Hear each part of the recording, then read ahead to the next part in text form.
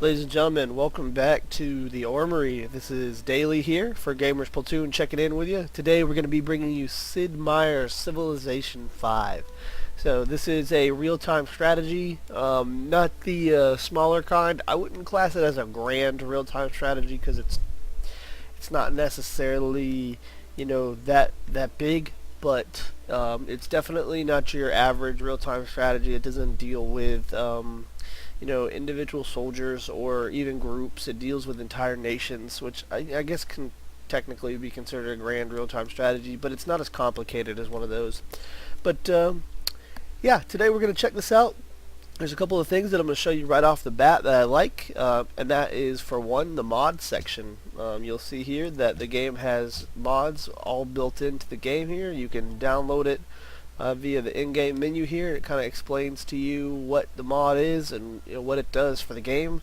So it's neat for a developer to actually put in mod support right off the bat, right in their main menu. The second thing that we have in here is, excuse me, wrong section. On the other tab, you have a news feed in the game that you can click to view. You have this Civilopedia, which basically explains to you how the game works. It's an in-depth tutorial on what is what and how to operate, because this game can get kind of complicated if you're not careful. So this is always good to see, and I'm glad they have something like this in the game. It cuts your research time in half, from the videos you have to watch on YouTube to your trial and error in game. If you have a problem or you have something that you need to see done, this is the exact way that you can get it done. And then last but not least, you have the Hall of Fame and replays. The Hall of Fame shows you your highest scores from the game, which is pretty neat to be able to track that. A lot of games, they don't offer you your highest score anymore. And then you have the replay, which by definition allows you to view the games that you have played, which is awesome to be able to go back and look at what you've done. And they have different speeds for the replays, so you can speed it up if you play a big game. Which brings us to our single player. We're not looking at multiplayer today because it is the same thing as single player, but with a friend or an enemy, whatever you're looking at. There's a couple different things. You can do a scenario, which is a predetermined set course, and you will act out on the scenario, or you can set up a game, and that is your customized playable experience. So in the setup, you have a couple different options, which is awesome. You have the continents. You have anywhere from just a small type of map to a medium size to island size, or you can do the entire Earth, which is awesome. I like playing the big sizes. You'll see the map size. You go to huge and turn the difficulty up. It's got a bunch of different difficulty settings, which is awesome. And then the game pace. This is where, as I was just stating a minute ago, this is where you can determine the length of the game. Sid Meier has always created very awesome real-time strategy games, but I guess in the concept of gamers nowadays not having, some of you guys not having that big of an attention span, you can make this game very quick. It takes about 15 to 30 minutes to play. The standard is around 45 minutes. The epic is around an hour or two, and then the marathon, which is the longest type of game, which could probably go on for weeks at a time. And so it's nice for the game to kind of offer you these things in case maybe you don't have all fucking week to play the game and you want to play a quick game. It's all here. It's all customizable. There's tons of advanced options for you to check out, and the game really lets you play this game the way that you want to, and I like that. So we're going to hop into the end game. I'm going to show you a couple of the features and a couple of the things that make civilization, and we'll move on from there. Alright guys, so here we are in game for Civilization 5. You see it is a top-down real-time strategy game. And as I said before, you're controlling entire groups and entire nations. So it really kind of plays out a couple different ways with Civilization.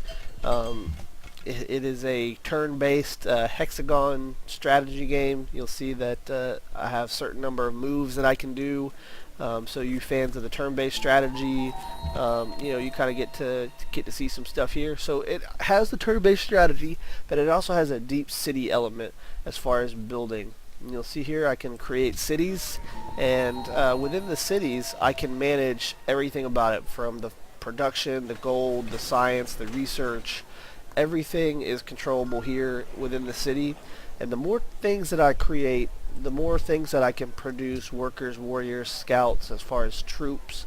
I can expand the city by buying tiles and just kind of make this a gigantic city. And that aspect is cool because you not only have the real-time strategy with the war and the fighting and the discovery, but you also have a pretty deep and customizable city builder as well.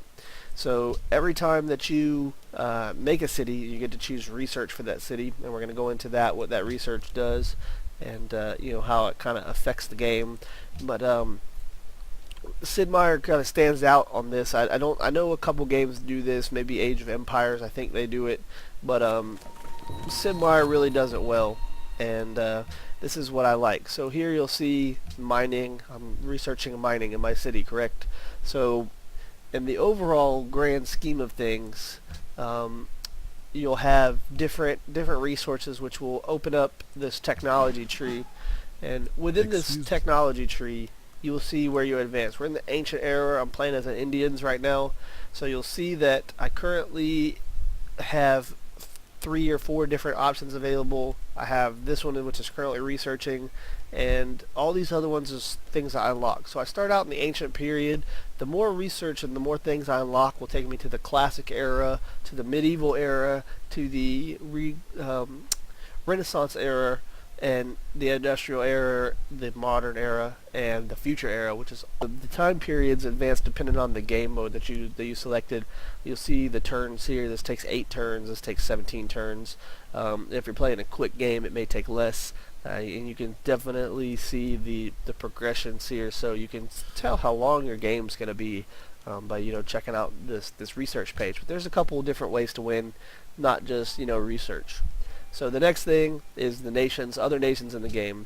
See, I'm the only nation that I have here, but this map is pretty big. This is just a small part that I can see.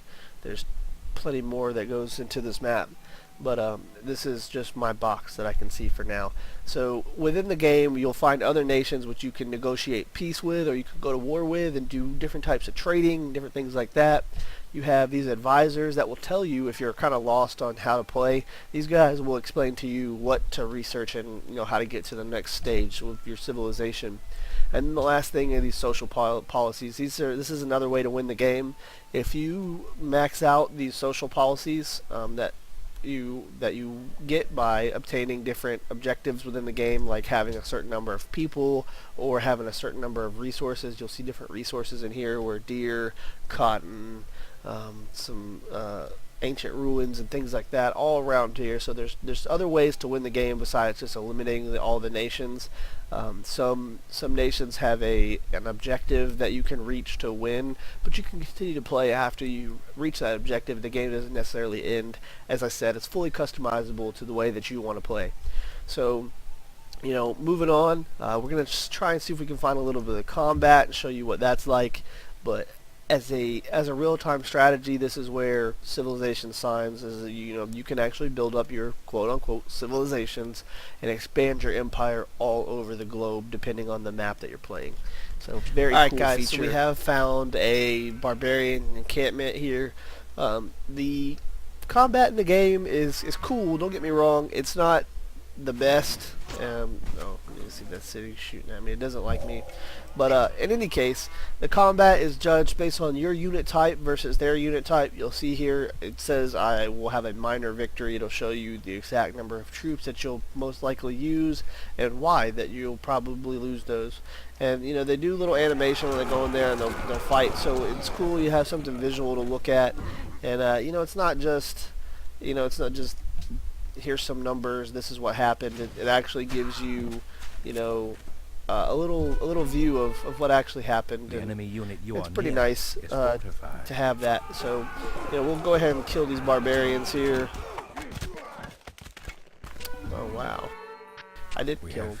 But you see, that's how the combat plays out. This is an early unit, so it's not as intense. But when you get in here with the robots and the tank beams and the you know, everything else, it's pretty decisive as far as We have a unit the that is on combat. the It's verge it's of being definitely destroyed. something that you can pick out from, you know, another type of real-time strategy game. So I really enjoy Sid Meier's Civilization 5. I think you guys will too. We've looked at, you know, the city building aspect. We've looked at all the customizable options. We've looked at some of the in-game combat. We've looked at, you know, how the game plays, and personally, I think you can have a lot of fun playing this game if you're a real-time strategy fan. To play this thing on the max time setting with the max world setting, you can really develop an entire nation the way you want to. It adds a lot of custom ability into your hands and really lets you play the game the way that you want to play. And those are the kind of games that I like, and you know, Sid Meier's right on point. So I hope you guys enjoyed this episode of the Armory. We will catch you guys next time. We'll be checking out Diablo 3. Can't wait for that one. See you next time, guys.